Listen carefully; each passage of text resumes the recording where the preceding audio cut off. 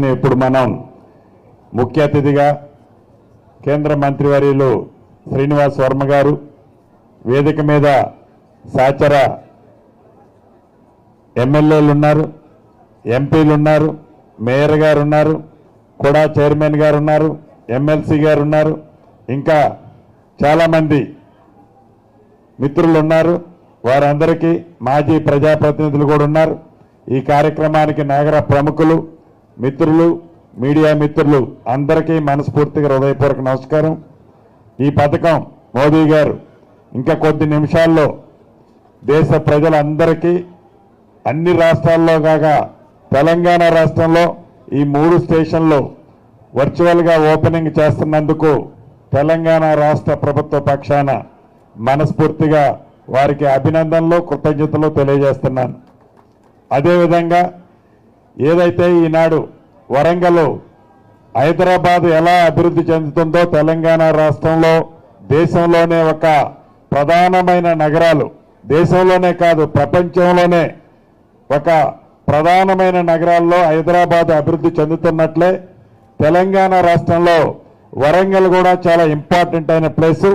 ప్రధానంగా ఈ కాజీపేటకు సంబంధించింది ఇటు సౌత్కి ఇటు నార్త్కి జంక్షన్ పాయింట్. దీన్ని ఎట్టి పరిస్థితుల్లో డివిజన్గా ప్రకటించాల్సిన అవసరం ఎంతైనా ఉంది.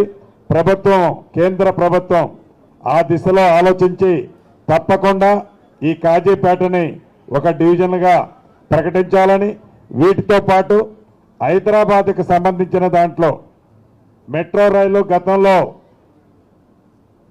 మొదటి ఫేజ్లో కొంత భాగాన్ని పూర్తి చేసుకోవడం జరిగింది.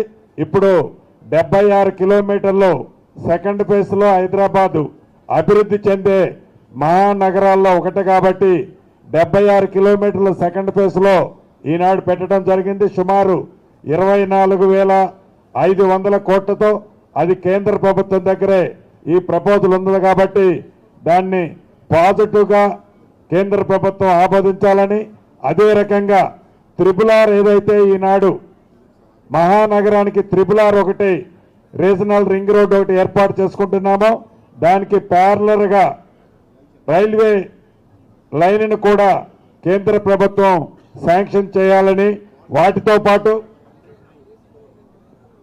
వికారాబాదు కృష్ణ రైల్వే లైన్ కొత్త లైన్ని, కల్వకుర్తి మాచర్ల నూతన రైల్వేని, డోర్నకల్ గద్వాలు ఈ 3 కొత్త లైన్లతో పాటు మహానగరమైన హైదరాబాద్ నగరానికి మెట్రో రైలు, త్రిపులార్కి ప్యారలల్గా ఒక రైల్వే లైన్ కూడా కేంద్ర ప్రభుత్వం సహకారం గౌరవ పెద్దలు ప్రధానమంత్రి గారు మోదీ గారు, ఇక్కడ ఈ రాష్ట్ర ఎమ్మెల్యేలు, ఎంపీలు ఉన్నారు, వారితో పాటు కేంద్ర మంత్రివర్యులు కూడా ఉన్నారు. తప్పకుండా కేంద్ర ప్రభుత్వం సహకరిస్తుందని మనస్ఫూర్తిగా రాష్ట్ర ప్రభుత్వ పక్షాన కోరుకుంటూ మరొక్కసారి ఈ 3 రైల్వే స్టేషన్సే కాకుండా ఇందాక అధికారులు, రైల్వే అధికారులు చెప్పినట్లు ఇంకా 17 స్టేషన్లు శాంక్షన్ చేశాం. అవి కూడా వివిధ దశల్లో ఉన్నాయి.